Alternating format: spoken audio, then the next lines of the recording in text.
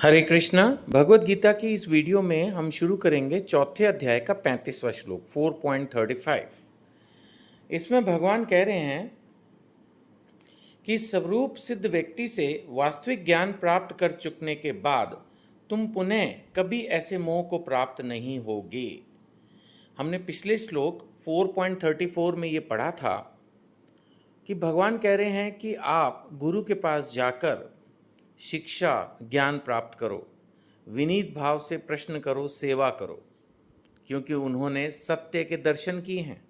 अगले श्लोक में भगवान कह रहे हैं कि जब आप इस तरह से शिक्षा दीक्षा प्राप्त करोगे, जैसे होता है ना एक वेल ट्रेन्ड डॉक्टर, एक well trained engineer, well trained chartered accountant, कुछ भी एक बहुत पढ़ा लिखा व्यक्ति, तो उससे गलती नहीं होगी, हम ये मान के चल सकते हैं।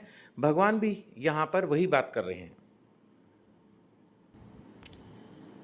उनका मानना है कि अगर हमने एक आध्यात्मिक गुरु से, एक वैष्णव गुरु से सिस्टमैटिक वे में शिक्षा ली है, विनीत भाव से जिज्ञासा की है, प्रश्न किए हैं, उनके जो लेक्चर्स हैं वो ध्यान से सुने हैं, उनकी इंस्ट्रक्शंस ध्यान से ली हैं, उनके द्वारा लिखी किताबें ध्यान से पढ़ी हैं, फिर कोई प्रॉब्लम नहीं आएगी। इसीलिए भगवान कह रहे हैं स्वरूप सिद्ध व्यक्ति से, यानी एक आध्यात्मिक गुरु से वास्तविक ज्ञान प्राप्त कर चुकने के बाद तुम्हें मोह को प्राप्त नहीं होगे। मोह क्या था, याद होगा, जब बुद्धि कंफ्यूज हो जाती है, क्या करें क्या ना करें, और मन उस पर काबू करके उसको इंद्रिय तृप्ति की तरफ मोड़ देता है। तो भगवान आगे कह रहे हैं इस ज्ञान के द्वारा तुम देख सकोगे कि सभी जीव परमात्मा के अंश स्वरूप हैं, अर्थात वे सब मेरे हैं। तो जब हम आध्यात्मिक ज्ञान हासिल कर लेंगे तब हमें समझ में आएगा कि बेसिकली हर जीवात्मा में एक आत्मा है ना। जितने भी जीव हैं वो जीवित कैसे हैं? जीवित क्योंकि उनमें आत्मा है। जब आत्मा निकल गई तो वो एक मिट्टी का शरीर है, फिर चाहे वो कोई जानवर हो, पंछी हो, कीड़ा हो, मनुष्य हो, कोई भी हो, यहाँ तक कि देवता भी। तो अगर प्राण है, अगर आत्मा है शरीर के अंदर, तो ही वो जीवित है। और आध्यात्मिक ज्ञान प्राप्त करने के बाद हम समझ पाते हैं कि ये आत्मा परमात्मा का अंश है, यानी कि जो भगवान है उसी का अंश हर एक के अंदर है। और जब हम इस तरह से समझ पाते हैं तब हम हर जीव से प्यार कर पाते हैं, हर जीव की रिस्पेक्ट कर पाते हैं। उसके बिना हमारा जो अहंकार है वो हमें बताता है कि अरे हम तो मनुष्य हैं, मनुष्यों में भी हम ये उच्च जाति के हैं, उसमें भी हम इतने अमीर हैं, उसमें भी हम इतने पढ़े लिखे हैं, उसमें भी हमारे इतने कॉन्टैक्ट्स हैं। सामने वाले को तो कुछ समझते ही नहीं, और जो मनुष्य को ही कुछ नहीं समझ रहा वो अन्य जीवों को तो क्या ही समझेगा। और शायद ऐसे ही लोग अन्य जीवों को मार के खा जाते हैं।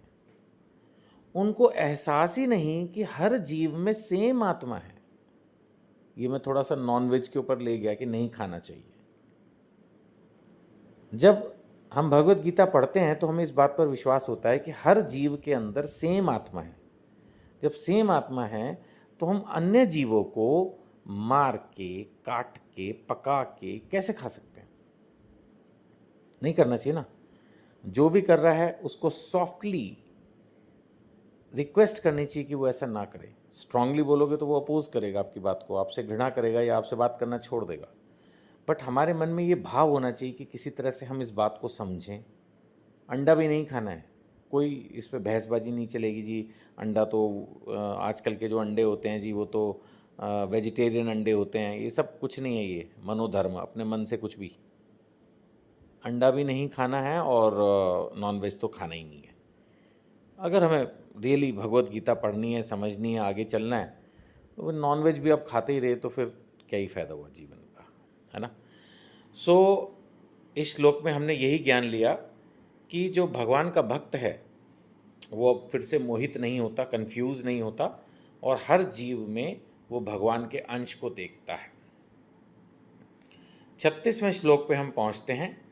तो 36वें श्लोक में भगवान बता रहे हैं यदि तुम्हें समस्त पापियों में सर्वाधिक पापी समझा, यदि है नहीं अर्जुन। अर्जुन को भगवान ने एक जगह निष्पाप अर्जुन भी कहा है।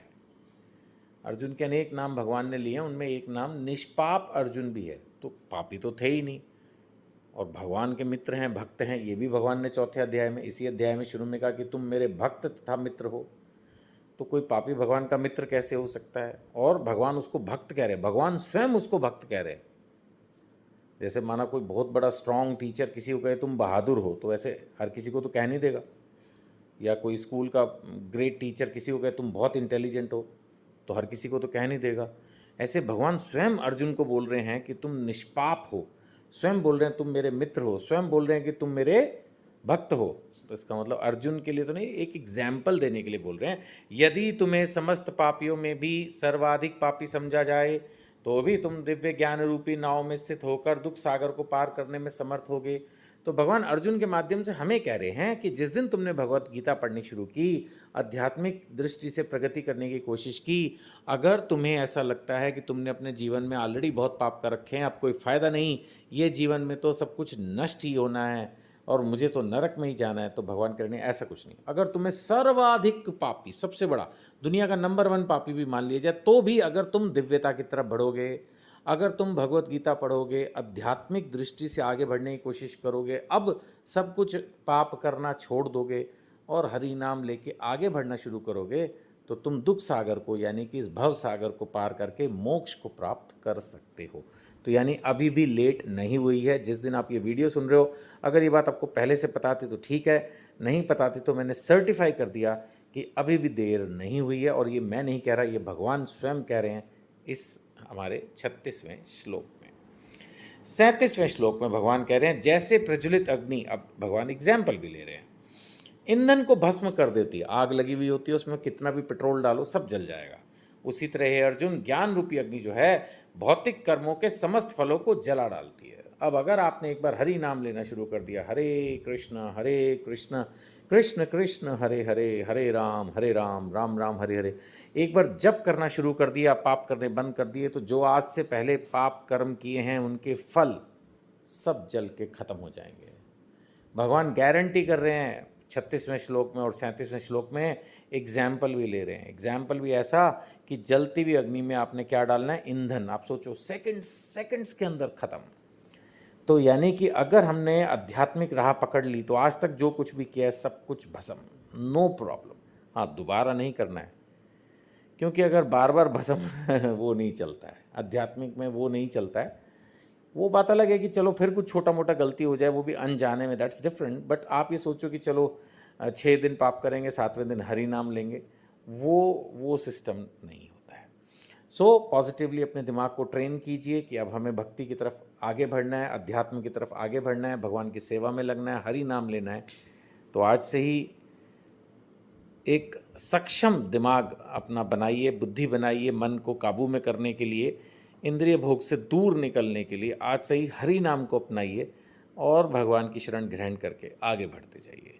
दूसरों को भी प्रेरित कीजिए, इस तरह की वीडियोस उनको फॉरवर्ड कीजिए, भगवत गीता खरीद के उनको गिफ्ट कीजिए, लोगों को प्रेरणा मिलेगी, वो भी इन सब किताबों को पढ़ेंगे, अपने जीवन को सुधारेंगे, मे बी नॉनवेज खाना छोड़ दें या और कोई अपने अंदर इम्प्रूवमेंट लाएँ। तो आपको इसका प्रयास जरूर करना चाहिए। हमसे जुड़ने के लिए, किसी भी प्रकार की सेवा में, प्रचार में हमारी हेल्प करने के लिए वीडियो पर नंबर दिया, उस पर संपर्क करें, व्हाट्सएप से संपर्क करें। हरे कृष्णा।